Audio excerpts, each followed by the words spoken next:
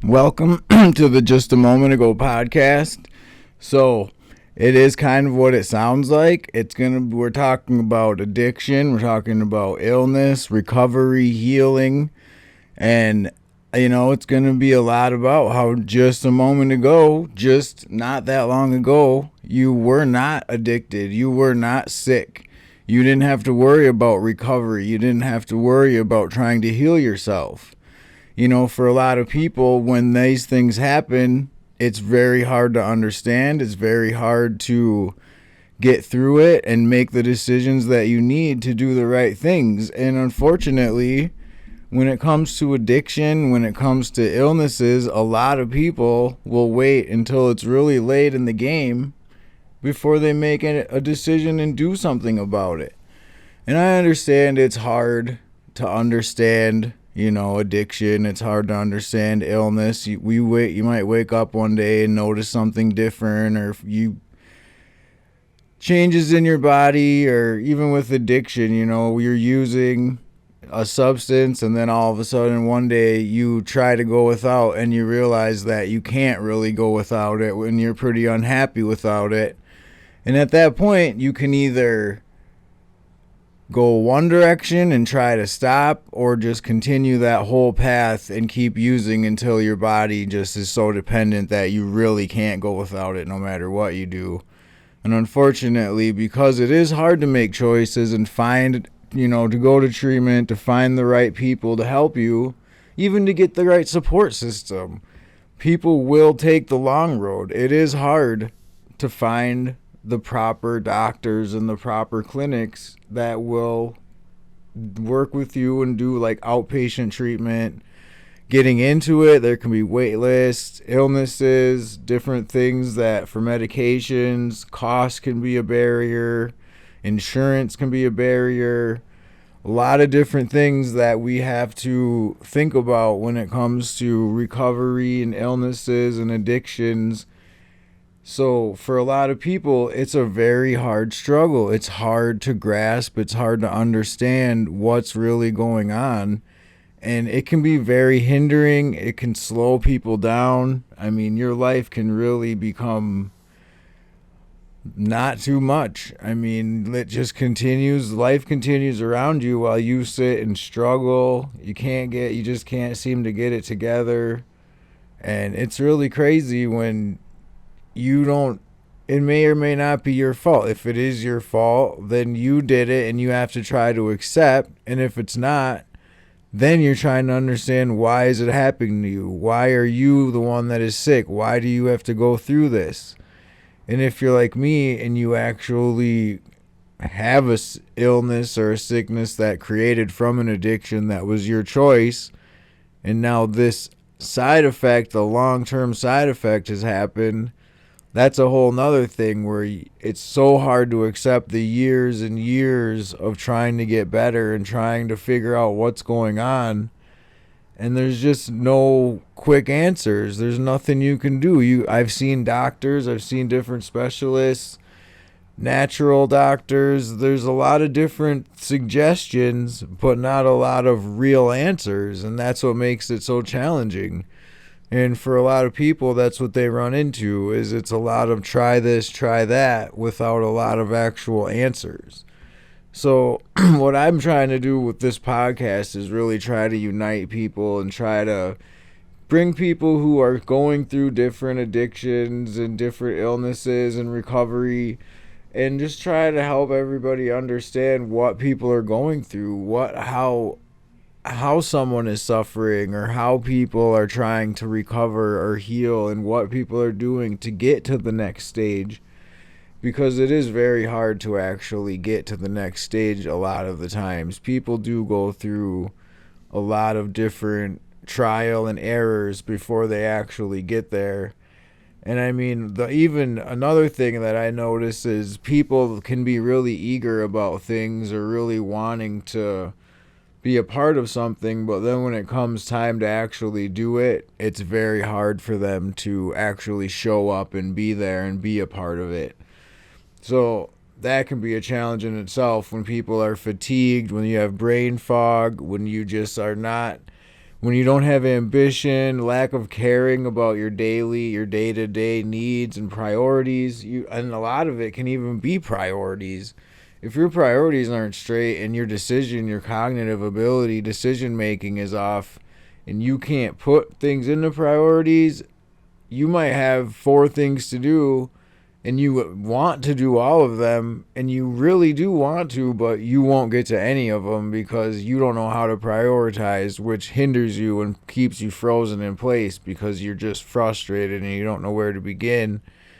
And even if you do start to begin one way, likely you may get one thing done, but you're still going to end the day with multiple things left because you just do not have the ability to put priorities in order and make the decisions on how to get those things done.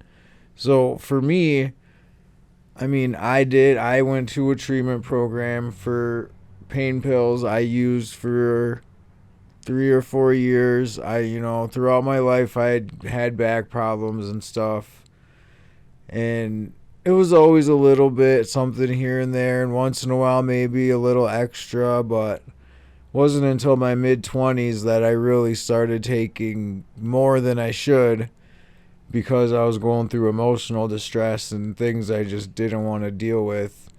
But once you do that and you cross that line, again, you have to make a decision on how far you're going to go. And when you're in it, it's a lot easier to point the finger and tell other people to go to treatment or to do this or that than it is to actually tell yourself to do this or that.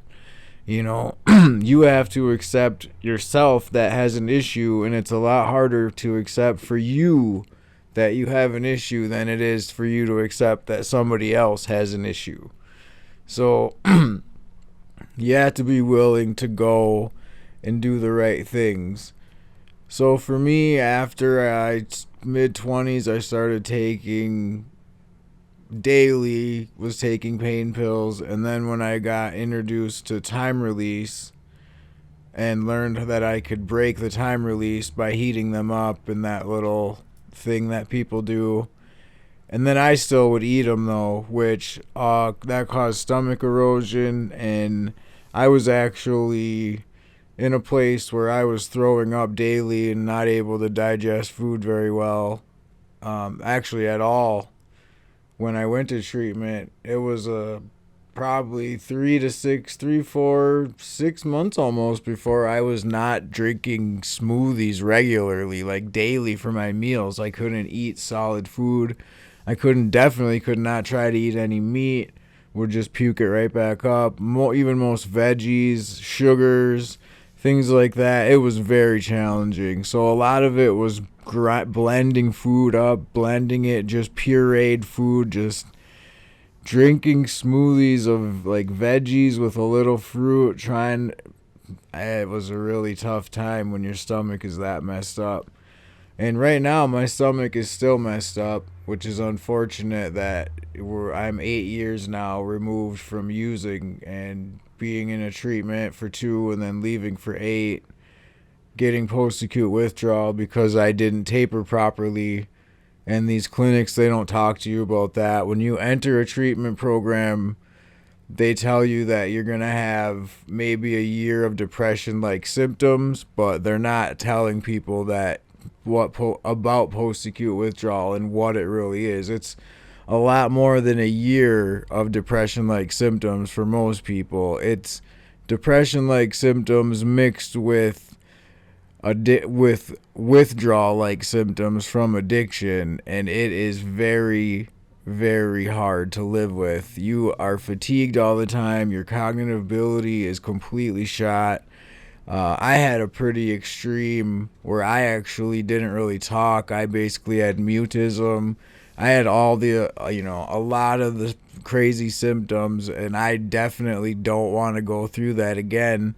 So I ended up back in a program where I could get back on the methadone so that I could get to a place where I could heal from the post-acute withdrawal and then start another taper and taper properly so that I can heal my brain without having to live years and years with symptoms that I can't even function as a person. Like when you can't hold down jobs, when you can't make decisions even daily, you can't even make a decision on what restaurant to go to, what to get for supper, anything. You can't decide what to eat. Everybody else basically has to make decisions. And then when whatever decision is made, you're still not happy. You're never happy with the decision because you always feel like the other decision would have been better. Post-acute withdrawal is one of the craziest things to go through mentally and physically, and I really don't wish it on anybody, and I really wish that clinics would have to be a little bit different about tapering, kicking people out, the whole process.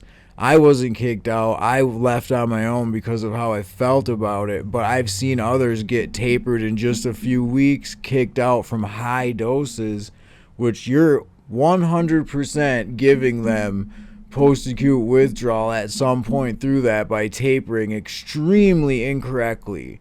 So to me, that needs to be changed. It's not right the way that they do that to people. I understand that certain people need to be dealt with a certain way, but giving somebody pause, post-acute withdrawal, is not the answer for that. That's just going to put somebody back out in the streets, and they're only going to use, and they're going to have to go find another clinic and start the whole process over. There's better answers. People, the clinics, the states, there's got to be better answers than just throwing people right back out on a fast taper, giving people pause, and then putting them right back in the cycle of addiction because they didn't want to take a little bit of time to work with these people who actually are struggling. The whole contracts and stuff at clinics, I get it. There's a need for it, but it should be handled a little bit differently when it comes to these extremely quick tapers with people. So it's just something that I've felt, and I've seen personally what people go through. I've felt what you go through during pause. I've had it. So I just really don't want anybody to go through that. So right now, I've actually just, over the last few months, I've finally gotten to a place where I'm healing from the pause. And I am 3 years back on a program, slowly going up to get leveled, and then now eventually, hopefully this year, I will start a taper again so that I can start to work that down and heal my brain the right way this time. And the other thing then is trying to work with my stomach erosion, which is another side effect that I have from using the cooked Oxycontin. You can break, as I was saying before. And that's something I've been battling for 8 years, 9 years as well. And I didn't think it was going to take this long, but it's something that just does not heal when you hurt your stomach, and you have to be on a medication in order to actually get healthy again. That medication also affects how you feel and how you heal. So there's a lot of different factors, but that's big reason why I want to do this is because I see a lot of people go through a lot of pain and a suffering, and a lot of us, what's really frustrating is during the day, and a lot of times, we seem okay, and then we eat food or we do something, and then we're throwing up at home. We're going through a lot of pain, and our significant others and certain people close to us see it. But there's a lot of other people who don't see it, and it can be very frustrating when someone doesn't understand what illness is or what people are really going through, and then they have, everybody's got something to say about whatever, and it shouldn't really matter too much what people say. We're all our own people with our own problems, and we have to sort through, and we need to just start working together more. There's a big need for education. There's a big need for education when it comes to entering programs for treatment, when it comes to treating illness, all these different medications people are taking. When I was getting prescribed for pause, they were like, try this, try that, antidepressant, antipsychotic, this, that. I felt worse off of all the stuff that they were giving me. I quit taking everything, and then that doesn't work either because you feel so horrible off what they're giving you. So there just has to be much more education for people so that we can help everybody to understand how to heal properly, or even how to avoid getting in some of these situations with proper lifestyle choices and proper choices for your health, proper preventative choices. So that is all I'm going to say for today. I hope that you enjoyed listening. Down the road, very soon, we're going to have different people on. Should be good. Lots of different types of people in different situations with health and recovery and things like that. So thanks for listening. Stay healthy, stay happy, stay humble, most of all. And thanks. Please like and subscribe. Take care.